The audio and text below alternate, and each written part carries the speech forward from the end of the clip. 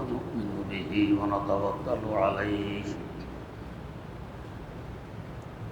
ونعوذ بالله من شرور أنفسنا ومن سيئات أعمالنا من يهده الله فلا مضل له ومن يضلله فلا هادي له ونشهد أن لا إله إلا الله وحده لا شريك له ونشهد أن سيدنا ونبينا ومولانا محمدا عبده ورسوله أرسله بالحق بشيرا ونذيرا وداعيا إلى الله بإذنه وسراجا منيرا صلى الله تعالى عليه وعلى آله وأصحابه وسلم تسليما كثيرا كثيرا أما بعد فأعوذ بالله من الشيطان الرجيم بسم الله الرحمن الرحيم وننزل من القرآن ما هو شفاء ورحمة للمؤمنين ولا يزيد الظالمين إلا خسارا وإذا أنعمنا على الإنسان أعرض ونأى بجانبه وإذا مسه الشر كان يئوسا قل كل يعمل على شاكلته فربكم أعلم بمن هو أهدى سبيلا ويسألونك عن الروح قل الروح من أمر ربي وما أوتيتم من العلم إلا قليلا ولئن شئنا لنذهبن بالذي أوحينا إليك ثم لا تجد لك به علينا وكيلا صدق الله مولانا العظيم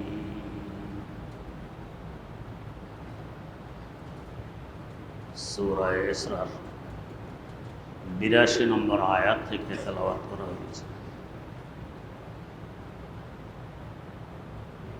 তেলাওয়াতকৃত আয়াতে কোরআনে কারীমের কিছু বৈশিষ্ট্য বর্ণিত হয়েছে। সেটি হল, আমরা সকলেই চাই শান্তি। অশান্তি ভোগ করে এই চাহিদা কারণ নয়। সাধারণত শান্তি বলতে আমরা বুঝি দৈহিকভাবে শান্তি, আত্মিকভাবে শান্তি। আমি যদি সুস্থ সবল থাকি তো দৈহিকভাবে শান্তি অনুভব হওয়া সাধারণ কথা। আমার আত্মাও যদি পরিশুদ্ধ থাকে, আত্মিকভাবে শান্তি পাওয়া এটাও সাধারণ কথা। আল্লাহ রাব্বুল আলামিন বলেন, আমি কোরআনের মাধ্যমে অবতীর্ণ করেছি শিফা, দৈহিক রোগেরও শিফা, আত্মিক রোগেরও শিফা, আরোগ্য।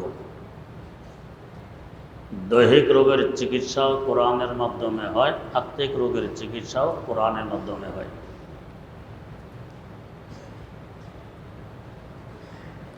বুখারী শরীফে হাদিস বর্ণিত, একদল সাহাবায়ে কেরাম কোথাও যাচ্ছিলেন। পথিমধ্যে এলাকার এক সর্দারকে সাপে কামড় দেয়। এরা দেখল যে হুজুর কিসিমের কিছু মানুষ তো অল্প আগে এখান দিয়ে গিয়েছে। দৌড়ে গিয়ে ধরছে যে হুজুর, আমাদের মাতব্বর সাহেবকে সাপ কামড় দিয়েছে, যদি একটু ঝাড়ফুঁক জানেন। একজন সাহাবী সূরা ফাতিহাকে ৭ বার পড়ে যেখানে সাপ দংশন করেছে সেখানে ফুঁক দিয়েছে। ৭ বার সূরা ফাতিহা পড়ে ফুঁক দেওয়ার বরকতে সাপের বিষ একেবারে নেমে যায়, মনে হয় কামড়ে দেয়নি। এরা খুশি হয়ে অনেকগুলো ছাগল এদেরকে হাদিয়ে দিয়েছে। সাহাবী রাসূলকে জিজ্ঞেস করা ছাড়া এই ছাগল ব্যবহার করবে না। এসে হুজুরকে জিজ্ঞেস করলেন, হুজুর এই ঘটনা ঘটেছে, এরা আমাদেরকে হাদিয়ে দিয়েছে কতগুলো ছাগল, এগুলো নেওয়া ব্যবহার করা কি বৈধ হবে? রাসূলুল্লাহ সাল্লাল্লাহু আলাইহি ওয়াসাল্লাম বললেন, যদি তোমরা চাও আমাকেও এক ভাগ দিতে পারো।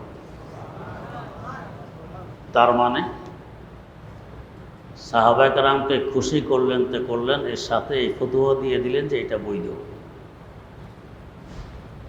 এখান থেকে দেখা যায় কোরআনের আয়াত পড়ে ঝাড়ফুঁক করে পয়সা নেওয়া বৈধ, এটা অবৈধ নয়। তো এই যে সাপের কাটার বিষ নেমে গেল কোরআনের মাধ্যমে, এটা দৈহিক শিফা। ওয়া নুনাজ্জিলু মিনাল কোরআনে মা হুয়া শিফা, আমি কোরআনের মাধ্যমে শিফা তথা আরোগ্য দান করেছি। এমনকি দেখা গেছে বিশুদ্ধভাবে কোরআন পড়তেও জানে না, কিন্তু ইয়াকিন আছে যে এর মধ্যে শিফা আছে, আরোগ্য আছে। আল্লাহ পাক একেও বঞ্চিত করেন না। আমার আব্বাজান রাহেমাহুল্লাহ মাদ্রাসায় পড়ার সময় লজিং থাকতেন একবারে। লজিং মাস্টার একজন বৃদ্ধ মানুষ, উনি আর ওনার স্ত্রী। একদিন ওই বৃদ্ধ মানুষটি এসে বলতেছেন, হুজুর আমি একটি দোয়া জানি, এই দোয়া পড়ে ফুঁক দিলে জ্বর ভালো হয়। আমার তো বিদায়ের সময় ঘনিয়ে গেছে, দোয়াটি কাকে দিয়ে যাব, কাকে শিখে যাব এমন লোক দেখি না, শুধু আপনাকেই দেখি। আপনি আমার থেকে দোয়াটি শিখে নেন, এটা পড়ে ফুঁক দিলে জ্বর ভালো হয়। আব্বাজান বলল, আবার পুকুরি কালাম তো নয়? ও না হুজুর, কোরআন শরীফের আয়াত। তাইলে ভালো কথা, বলুন কোন আয়াত? তো বৃদ্ধ লোকটি বলতেছে, আয়াত হলো ফলমা তসলা রবা, ফলমা তসলা রবা, এইটা পড়ে মুখ দিলে জ্বর ভালো হয়। আব্বাজান রাহিমাহুল্লাহু তাআলা বললেন, এমন কোনো আয়াত কোরআন শরীফে নেই। না হুজুর কি বলেন, আছে কোরআন শরীফ। আব্বাজান ভাবলেন মূর্খ মানুষ, তত করে লাভ কি, চুপ হয়ে গেছে। এর মধ্যে একদিন তেলাওয়াত করতে করতে আয়াতটি এসে গেছে কি, ফালাম্মা তাজাল্লা রাব্বুহু লিল জাবাল জাআলাহু দাক্কান ওয়া খাররা মূসা সারিকা। ফালাম্মাকে বেচারা পড়ছে ফলমা, তাজাল্লাকে তসলা, রাব্বুহুকে রবা। এই ভুলভ্রান্তি পড়ার পরও এটা পড়ে ফুঁক দিলে জ্বর ভালো হইতেছে। কোরআনের উপরে বিশ্বাস আর আস্থা। কোরআন এমনই এক মহামূল্যবান দৌলত, দৈহিক রোগেরও এটা শিফা আরোগ্য দান করে। আমার নানাজান রাহিমাহুল্লাহু তাআলার এক মারাত্মক রোগ হয়েছিল, ডাক্তাররা জবাব দিয়েছে এর কোনো চিকিৎসা নেই। তো ডাক্তারদের থেকে তো নিরাশ হয়ে গেছেন। এরপর উনি প্রত্যহ সকালে ইয়াসিন সূরা পড়ে পানিতে ফুঁক দিয়ে পানি এটা পান করতেন। এভাবে কিছুদিন করার পর একেবারে সুস্থ হয়ে গেছেন। ওরা 88 বছর বয়সে ইন্তেকাল করছেন, ওই রোগ আর দেখা দেয়নি। তো দুনিয়ার চেষ্টা প্রচেষ্টা যেখানে গিয়ে ফেল হয়, সেখান থেকে কোরআন আসর প্রভাব ফেলা শুরু করে, প্রভাব বিস্তার করা শুরু করে। দৈহিক রোগেরও শিফা চিকিৎসা।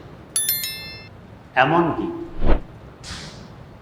কোরআনের তেলাওয়াত দ্বারা যাদের জবান তরুতাজা, কোরআনের জিন্দগি দ্বারা যাদের দেহ আবাদ, এদের কোরআন পড়াও লাগে না, এদের জবান দিয়ে যা বের হয়, হাত দিয়ে যা বের হয় তার প্রভাব পড়ে।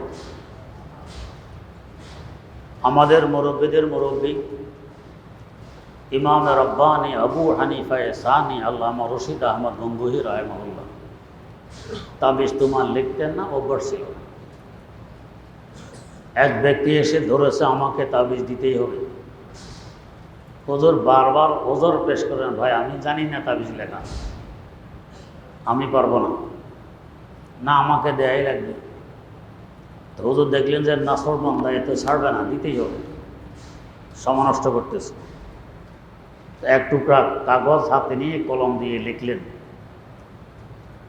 কি লিখলেন? লিখলেন ইলাহি मैं जानता नहीं तेरा बंदा मानता नहीं। আল্লাহ আমি জানি না, তারপরও তোমার বান্দা মানে না। ইলাহি मैं जानता नहीं तेरा बंदा मानता नहीं। কই নাও লেখা দিছে। ও তো মনে করেছে হুজুর তাবিজ দিয়েছেন, ব্যবহার করেছে তো সুস্থ হয়ে গেছে। কেন? ওনাদের জবান কোরআনের তেলাওয়াত দ্বারা তরুতাজা, দেহ কোরআনের জিন্দিগি দ্বারা আবাদ।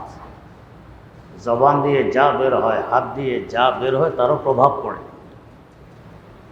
তেমনিভাবে হযরত শেখ আব্দুর রহমান জামি রাহিমাহুল্লাহ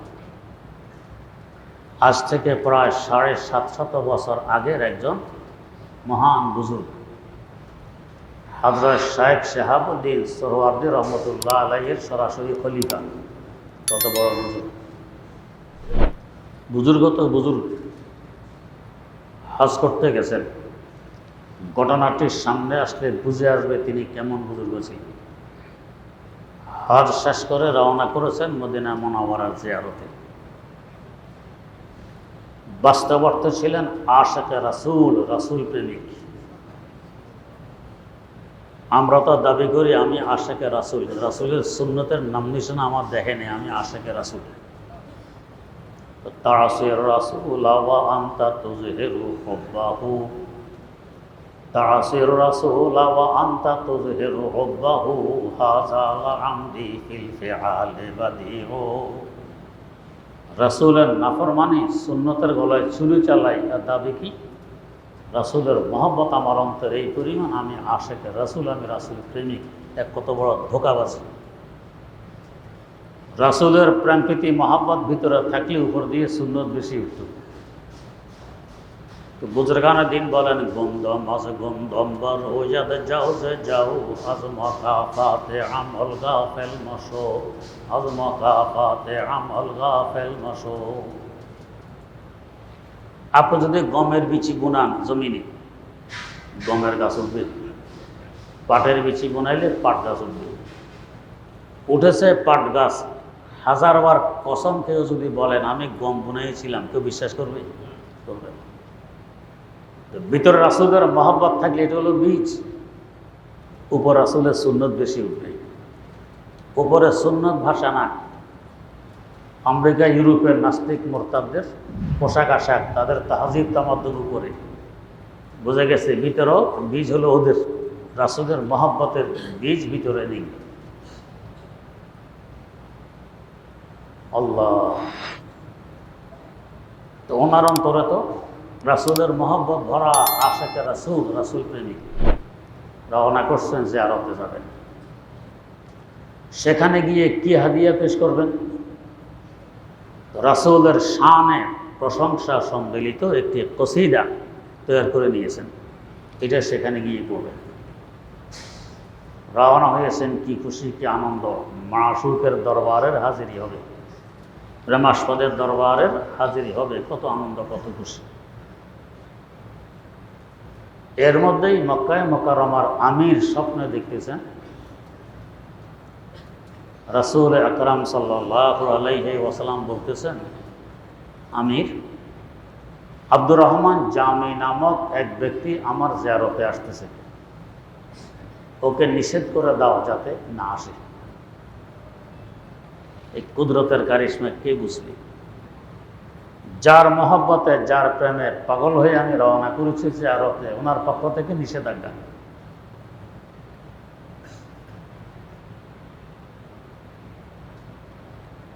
আমির ঘোষণা করলেন আব্দুর রহমান জামিকে তার মদিনা যাওয়া নিষেধ। উনি তো আশিকে যার মানতে পারতেছে না, কাছে এসে গেছে, আর মাত্র 450 কিলোমিটার দূরে। জিয়ারত ছাড়া ফিরে যাব দেশে, এটা তো মন মানে না। নিষেধাজ্ঞা মানলেন না, রওনাই করলেন। আগামী রাত্রে আবার সেই স্বপ্ন। রাসূল আকরাম সাল্লাল্লাহু আলাইহি ওয়াসাল্লাম বলতেছেন, ও আমির, আব্দুর রহমান জামি চলে আসতেছে, নিষেধ করে দাও যাতে না আসে। উনি আশ্চর্য ঘোষণা দিলেন, কে আব্দুর রহমান জামি? তার মদিনা যাওয়া নিষেধ। উনি তো ওনাকে কাবু করতে পারতেছেন না, যাওয়াই লাগবে, কাছে এসে গেছে, এখন দেখা সাক্ষাৎ না করে কিভাবে যাই? আবারও রাত্রে ওই স্বপ্ন, আব্দুর রহমান জামি চলে আসতেছে, সে যাতে আসতে না পারে, নিষেধ করে দাও। এদিকে হযরত জামি দেখলেন, এভাবে মনে হয় আমি যেতে পারবো না, নিষেধাজ্ঞা কঠোর থেকে কঠোর হবে, আমার যাওয়ার সম্ভব হবে না। কিন্তু ওনাকে তো উনি রাখতে পারতেছেন না কাবুতে। সিরিয়ার বণিকেরা ব্যবসা করতে যায় সিরিয়া যেতে মদিনা মুনাওয়ারা রাস্তায় পড়ে। ওদের সাথে চুক্তি করলেন, আমি আমার মাশুকের শহর যেতে চাই, তা জিয়ারত করতে চাই, নিষেধাজ্ঞা আসে। তোমরা যে সিরিয়ায় যাচ্ছ, তোমাদের মালের সাথে আমাকে বস্তার ভিতরে ঢুকিয়ে মুখ বন্ধ করে নিয়ে যাবে। মদিনার পাশে বস্তার মুখ খুলে দিবে, সাধারণ কথা। বস্তার ভিতরে বন্দি অবস্থা যাবেন, একে বলে এশকে রাসূল। বস বণিকেরা তাই করল, উনি বস্তার ভিতরে মুখ বন্ধ ওঁটের পিঠে মালের সাথে নিয়ে রওনা করে দিয়েছে। আমিরের তো সেই স্বপ্ন, আব্দুর রহমান জামি চলে আসতেছে, বাধা দাও যাতে আসতে না পারে।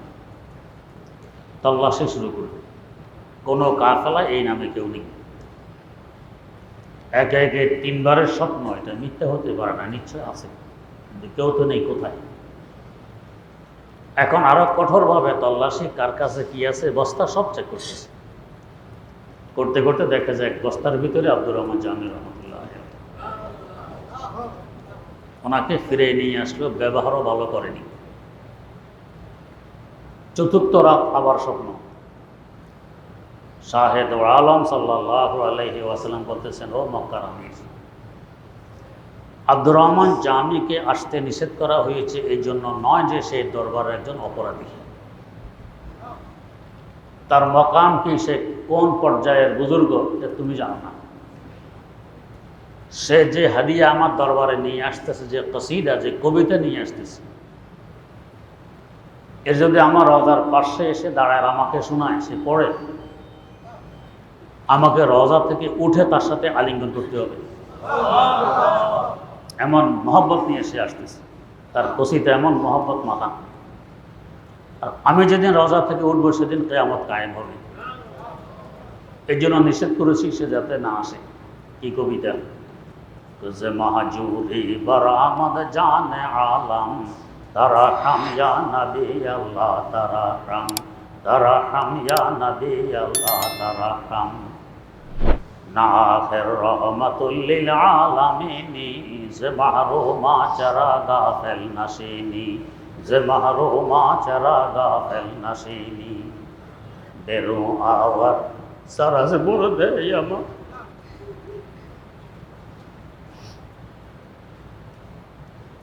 বেরু আওয়ার সারাজ বুরদে ইয়ামানি, কেরো ये तुस्ते सुबहे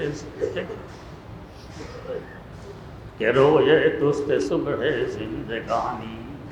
ও আল্লাহ রাসূল, আপনার তো মুসলিম জাহানের রূহ দেহ ত্যাগ করলে দেহ মুর্দা হয়, পছন্দ ধরে, দেহ টিকে না। আপনার উম্মত এখন রূহবিহীন অবস্থায় আছে, টিকার তো কথা নয়। তারা খাম ইয়া নবী আল্লাহ, তারা খাম, একটু দয়া করুন উম্মতের এই দুরবস্থা। কারণ এই সময় আল্লাহ তাড়াতাড়ি খেত না, ঘটেছিল বড় আজীব অবস্থা। যাই হোক, তো উম্মতের এই দুরবস্থা, রোজ দেহ ত্যাগ করে গেলে দুরবস্থা তো হওয়াই স্বাভাবিক। একটু মেহরবানি করুন।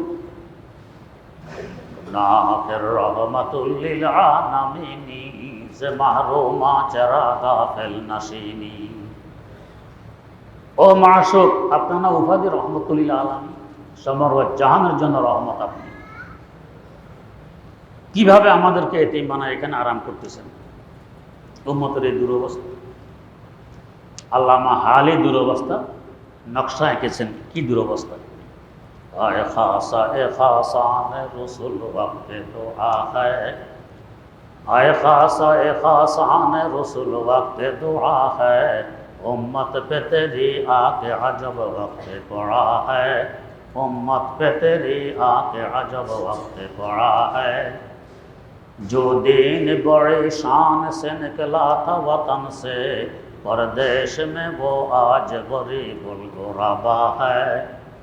जो दीन के था उम्मत मुस्लिम का निगाहबां, उस दी का निगाहबान अगर है तो खुदा है, उस दी का निगाहबान अगर है तो खुदा है। আল্লাহ যে দিন মুসলমানদের হেফাজত করতো, ওই দিনের হেফাজত এখন তুমি ছাড়া কেউ করতে পারতেছে না। সারা দুনিয়া এই দিনের বিরুদ্ধে, এমনকি অসংখ্য নামধারী মুসলমানরাও এই দিন বিদ্বেষী দিনের বিরুদ্ধে, মাদ্রাসার বিরুদ্ধে, আলেম ওলামার বিরুদ্ধে। কি অবস্থা! ও মাসুক, আপনারা রহমতুল্লিল আলামী, উম্মতের দুরবস্থা, আপনি এখানে আরাম করতেছেন। বেরু আওয়ার সারাস বুরদে ইয়ামানি, কে রোয়ে তুস্তে সুবহে জিন্দেগানি, কে রোয়ে তুস্তে সুবহে জিন্দেগানি। ও মাসুক, ইয়ামান দেশের চাদর দিয়ে আপনার কাফনের ব্যবস্থা করা হয়েছে, সেখান থেকে চেহারা মোবারকটা একটু দেখাই দেন না।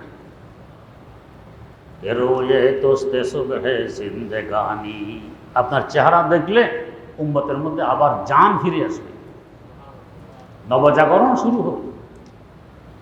কসিদারও অনেক লম্বা। এটা আমার রওজার পাশে এসে দাঁড়ায়, যখন সে পড়বে আমাকে উঠে তার সাথে আলিঙ্গন করা লাগবে, কোলাকুলি করা লাগবে। এই জন্য নিষেধ করেছি সে যাতে না আসে।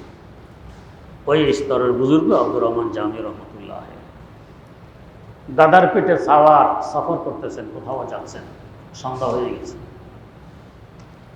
তখনকার যুগে তো রাস্তা রাস্তায় হোটেল ছিল, আবাদিও ছিল অনেক দূর দূর।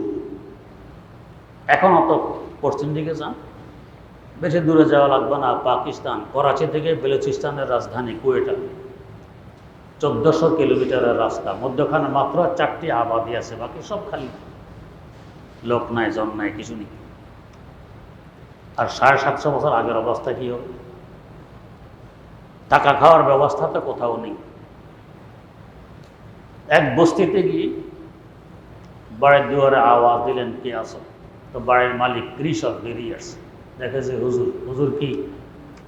আমি মুসাফির মানুষ, আজ রাত কি তোমার এখানে থাকা যাবে? বেচারা ছিল কঞ্জুস, কিসিমিস।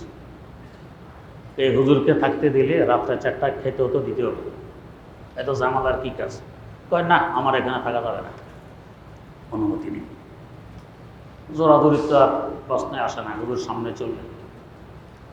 কৃষক বেচারা ঘরে ফিরে এসে দেখে তার স্ত্রীর প্রসব ব্যথা আরম্ভ হয়েছে। প্রসব বেদনা, এমন ব্যথা মনে হয় যেন মারাই যাবে, কিন্তু সন্তান খালাস হচ্ছে না। এখন কি করবে? আরে একটু আগে তো একজন হুজুর এসেছিলেন, ইচ্ছে কোনো তাবিজ তুমান জানি। দৌড়ে গিয়ে ধরেছি, হুজুর আমাকে উদ্ধার করুন। কি? আমার স্ত্রীর অবস্থা তো বেগতিক, খুব খারাপ, প্রসব বেদনা, কিন্তু বাচ্চা খালাস হয়। কিছু তাবিজ টাবিজের ব্যবস্থা করে। হুজুর বললেন, যদি আমাকে থাকতে দাও তাহলে করতে পারি। যে হুজুর থাকতেও দিব, খেতেও দিব। এখন যে হুজুর, আমাদেরও তো এই অবস্থা। সারা জীবন হুজুর বিদ্বেষী, মাদ্রাসা বিদ্বেষী, মসজিদ বিদ্বেষী। যখন দেখে চতুর্দিকে অন্ধকার, কোনো রাস্তা নেই, এখন এসে হুজুরের কাছে, হ্যাঁ হুজুর এই।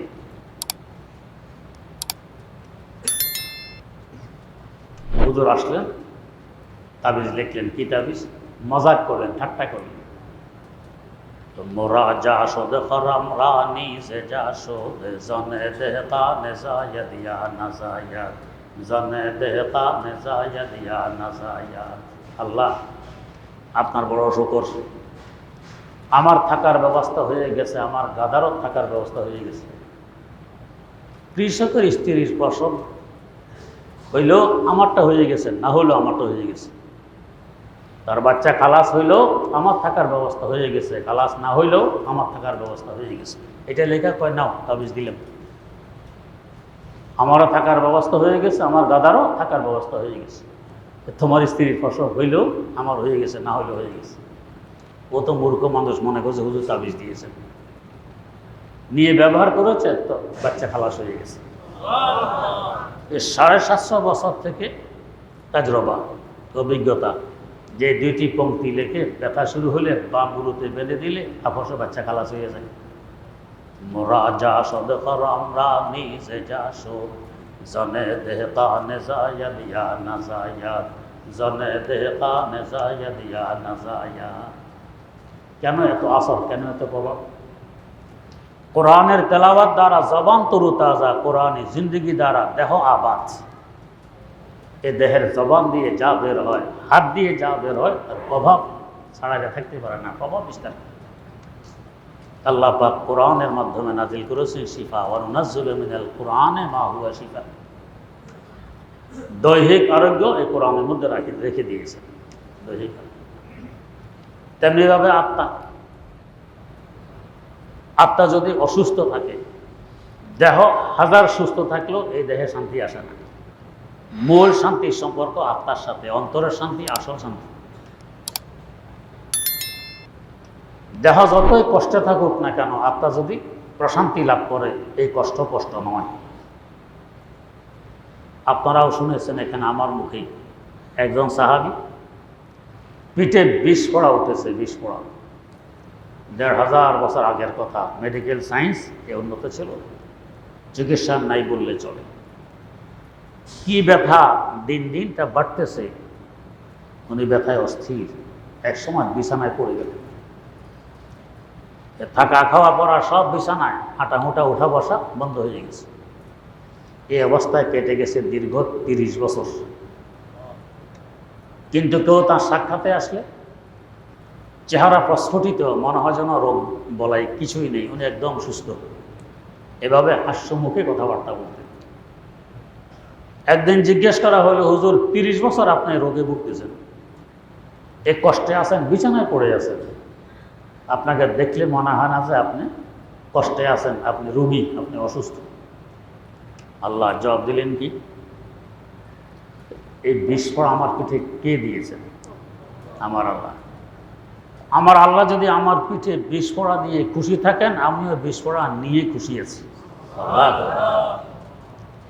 গোলামে পোকতাকারে সৌরাজে দারে কন্তর জো, গোলামে পোকতাকারে সৌরাজে দারে কন্তর জো, কে কাছে নকশা দেওয়া নকশায় দে বহকমতি মুইন মারা, কে কাছে নকশা দেওয়া নকশায় দে বহকমতি মুইন মারা। যদি আমি নারাজ হই, কেন আমাকে বিস্ফোরা দিল, লাভ হবে? 2 পয়সা লাভ হতো নেই। আল্লাহ তুমি যেদিকে আমিও সেদিকে, আমার নারাজ। আত্মা কেমন বিশুদ্ধ, চিন্তা করুন। তো বলতেছেন এই ধৈর্যের বরকতে ফেরেশতারা যে বিচরণ করেন আমি স্বচক্ষে দেখতে পাই, আমার সাথে তারা এসে মুসাফা করেন, তোমরা কি দেখো? তো বলুন তো, দেহ তো অসুস্থ কিন্তু আত্মা সুস্থ। অসুস্থ থাকা সত্ত্বেও আত্মা সুস্থ থাকার কারণে অসুস্থতা অনুভব হয় না, এটা অসুস্থ। ফুল শান্তি। আর দেহ সুস্থ, আত্মাও সুস্থ, তাহলে তার কথাই নেই। আত্মার সুস্থতা হলো আসল সুস্থতা, এটা সুস্থ থাকলে পুরা শান্তি, দুনিয়াতেও আখিরাতেও। আল্লাহ পাক বলেন উভয় সুস্থতা অবতীর্ণ করেছি কোরআনের মাধ্যমে। ওয়া নুনাজ্জিলু মিনাল কুরআনি মা হুয়া শিফা, কোরআনের মাধ্যমে শিফা অবতীর্ণ করেছি, এটা আরোগ্য বয়ে যান। যে ঘরে কোরআন তেলাওয়াত হয়, রহমত নাজিল হয়, প্রশান্তি নাজিল হয়। কোরআন নেই, গানবাদ্য চলে, দেখবেন এটা অশান্তির কারখানা। এই সংসারে আগুন জ্বলে, এখানে শান্তি পাওয়া যায় না। কোরআনে তেলাওয়াত হয় তো দেখবেন যে শান্তি নাজিল হয়, আরামে থাকতে পারবেন। ওয়া রাহমাতুল লিল মুমিনিন। 2 নম্বর, মুমিনের জন্য হলো কোরআন রহমত। তো যেখানে রহমত সেখানে তো শান্তি, রহমত নেই তো শান্তি আসবে কীভাবে? রহমতের বিপরীত হলো গজব, জহমত, ওটা তো অশান্তি। কোরআন পুরোটা হলো শান্তির দীপু। যে সিনার ভিতরে কোরআন আছে এই সিনে প্রশান্তি লাভ করে। যে সিনায় শান্তি আছে তার দেহ শান্তি আছে। যে ঘরে কোরআন আছে এই ঘর প্রশান্তি লাভ করে, এই ঘরও শান্তি আছে। কেন? এটা রহমতের দীপু। রহমত আছে তো শান্তি আছে, রহমত নেই তো শান্তি নেই। ওয়া রাহমাতুল লিল মুমিনিন ওয়ালা ইয়াজিদু যালিমিনা ইল্লা খাসারা। যারা অকৃতজ্ঞ, কোরআন বিদ্বেষ, কোরআন বিদ্বেষী, কোরআনের সাথে সম্পর্ক নেই, উল্টো বিরোধিতা করে। এটা পুরানো যুগের নিয়ম নীতি, এখন এটা চলে না। আলিয়াজুবিল্লাহ। কোরআন বিদ্বেষী এদের খাসারা মানে ক্ষতি, লস। এদের দিন দিন লসের সীমাটাই অতিক্রম করে, লস বাড়ে। এরা বড় ক্ষতিগ্রস্ত, দিন দিন ক্ষতিগ্রস্ত হয়। দেখবেন কোরআনে বিদ্যায় বিদ্যান, জীবদ্দশায় লক্ষ মানুষ তাদের পিছনে গড়ে, মারা যাওয়ার পরেও লক্ষ মানুষের দোয়া নিয়ে তারা কবরে ঢুকে। যেই দেশে যারা কোরআনের ধারক বাহক এন্তেকাল করেছেন, আমি করাচি থাকা অবস্থায় এন্তেকাল করেছেন আমার ওস্তাদ, আমার প্রথম পীর হযরত হাফিজি হুজুর রহমতুল্লাহ। ওইখানে পত্রিকায় দেখেছি 8 লক্ষ লোকের সমাগম। এর আগে বাংলার জমিনে এত বড় জানাজা কখনো প্রতিষ্ঠিত হয়নি। 8 লক্ষ লোকের সমাগম, দল মত নির্বিশেষে সবাই ওনার জানাজায় উপস্থিত। শেষমে লাইন ধরাও সম্ভব হয়নি, ঘোষণা দেওয়া হয়েছে যে যেদিকে আসেন কেবলার দিকে ফিরেছেন। মানুষের সাথে মানুষ লেগে গেছে। এরপর এন্তেকাল করলেন আমার ওস্তাদ মোহতারাম হযরত মাওলানা হেদায়েতুল্লাহ রহমতুল্লাহ, আমাদের ইমাম সাহেব মাওলানা মোহাম্মদুল্লাহ সাহেবের নানা, আমার শেখ ও মুর্শিদ শেখুল ইসলাম আল্লামা তাকি ওসমানী দামাত বারাকাতুম বলেন, তার মতো আরেকজন মুহাদ্দিস গোটা এশিয়া মহাদেশে নেই। আল্লাহ পাক আমাদের ভাগ্যে রেখেছিলেন তার কাছে 2 কলম পড়তে হাদিস। তাঁর জানাজায় গেলাম, জাতীয় ঈদগাহ মাঠে তিল ধরার জায়গা নেই, লোকে লোকাল। এরপর ইন্তেকাল করলেন আমার আরেক ওস্তাদ মুহতারাম শেখুল হাদিস আল্লামা আজিজুল হক রহমতুল্লাহ আলাইহি। দীর্ঘ 60 বছর যাবৎ তিনি বুখারী শরীফ পড়েছেন। আশ্চর্য হবেন, একবার মদিনা শরীফের মসজিদ, মাগরিবের পরে নূরানের চেহারা, চিপচিপে লম্বা এক বুজুর্গ আসলেন। কিছু লোকজন দেখলাম তার সাথে মুসাফা করল। আমি তো চিনি না, ভাবলাম যখন মুসাফা করতেছে মানুষ নিশ্চয় বড় কেউ হবে, তা আমি মুসাফা করি। মুসাফা করতে গেলে আমার হাতটা সাথে সাথে ছাড়লেন না। নাম জিজ্ঞেস করলেন, ডেট জিজ্ঞেস করলেন, কি লেখাপড়া করেছে জিজ্ঞেস করলেন, এখন কি করে জিজ্ঞেস করলেন, কার কাছে পড়েছে জিজ্ঞেস করলেন। করতে করতে যখন নাম এসেছে ওস্তাদ মুহতারাম শেখুল হাদিস আল্লামা আজিজুল হক রহমতুল্লাহ আলাইহি, বললাম দীর্ঘ 60 বছর তিনি বুখারী শরীফ পড়ান। আমাকে বললেন, দেখো তোমাকে আমি দাওয়াত করতেছি, তোমার ওস্তাদকে নিয়ে আমার বাসায় আসবে মদিনা শরীফ, 1 মাস থাকবে মেহমান হিসেবে। উভয়জনের আসা যাওয়ার টিকিট খরচ আমি বহন করব, আমার এখানে মেহমান থাকবে। আমার মোবাইল নম্বর নিলেন, তারও নম্বর আমাকে দিলেন। প্রতি সপ্তাহে একদিন আমাকে ফোন দিতেন রাত্রে। প্রথম যে বাক্য ব্যবহার করতেন, বলতেন, ইয়া শায়েখ দিলাওয়ার কাদ নাসিতা ওয়াদাক। ও শায়েখ দিলাওয়ার, তুমি তোমার ওয়াদা ভুলে গেছো, তোমার ওস্তাদকে নিয়ে না আসার কথা। ওস্তাদ তখন বিছানায় পড়ে গেছেন, যাওয়ার মতো ওস্তাদের শক্তি ছিল। তো চিন্তা করুন, উনি এখন সিরিয়ার জামে ডেমেস্ক ইউনিভার্সিটির হাদিস বিভাগের ওস্তাদ, দাওয়াত করতেছেন। কেমন মানুষ! ওনার এন্তেকালে রমজান মাস, প্রচণ্ড খরা রৌদ্র, এর ভিতরেও তিল ধরার জায়গা নেই, এই অবস্থা ঈদগাহ, জাতীয় ঈদগাহ ময়দান। এই এন্তেকাল করলেন আমার আরেক ওস্তাদ হযরত মুফতি ফজলুল হক আমিনী রাহিমাহুল্লাহ। তখন যেন অর্ধেক ঢাকা যেন ডেবে যাবে এই অবস্থা, লোকে লোকার যেদিকে থাকে যেন নূর আর নূর ভাসে, নূরানের চেহারা, অসংখ্য মানুষ না জানাজা। চরমনার পিসা হইলেন দেখাল করলেন, জানাজাটা হয়েছে চরমনে, ঢাকা হয়নি। পত্রিকা লেগেছে 20 লক্ষ লোকের সমাগম তার জানাজা। ঢাকা হলে হয়তো কুঠি ছাড়িয়ে যেত। কেন? এরা কোরআনের ধারণ বাহক। জিন্দা থাকা অবস্থায় রহমত তাদের মধ্যে, মারা যাওয়ার পরও রহমত নিয়ে তারা কবরে ঢুকেন। তখন মানুষ তাদের গেরবিদা, তাদের গুণগ্রাহী। কোরআনের বরকত। অতএব আমরা যদি রহমতের দীপু পেতে চাই, বয়স শেখার জন্য বাধা নয়। বিশুদ্ধভাবে কোরআন পড়া শিখি, কোরআন বোঝা শিখি, কোরআনের জীবন গড়ে তুলি। সন্তানদেরকে পাঠাই, কোরআন পড়বে বিশুদ্ধভাবে, কোরআন বুঝবে বিশুদ্ধভাবে, কোরআনের জীবন গড়ে তুলবে। ইনশাআল্লাহ দেখবেন কি প্রশান্তি আপনি অনুভব করেন, আর আপনার সন্তানরা কি প্রশান্তি লাভ করে। আলহামদুলিল্লাহ আমাদের এখানে যেভাবে বাচ্চাদের জন্য, কম বয়সীদের জন্য কোরআন শেখার ব্যবস্থা আছে, আপনাদের মতো বয়স্কদের জন্য ব্যবস্থা আছে। এসার পরে সামান্য সময় এসার পরে সারাদিন কাজকর্মে থাকি, অল্প সময় আসার পরে একটু কোরবানি করি না। ইনশাআল্লাহ কোরআনের ছাত্র হবেন, দেখবেন প্রশান্তি লাভ করবেন দুনিয়াতেও আখিরাতেও। আল্লাহ রাব্বুল আলামিন আমাদেরকে তৌফিক দান করুন। সুবহানাল্লাহি ওয়া বিহামদিহি, সুবহানাকাল্লাহুম্মা ওয়া বিহামদিক, আশহাদু আল্লা ইলাহা ইল্লা আনতা, আস্তাগফিরুকা ওয়া আতুবু ইলাইক।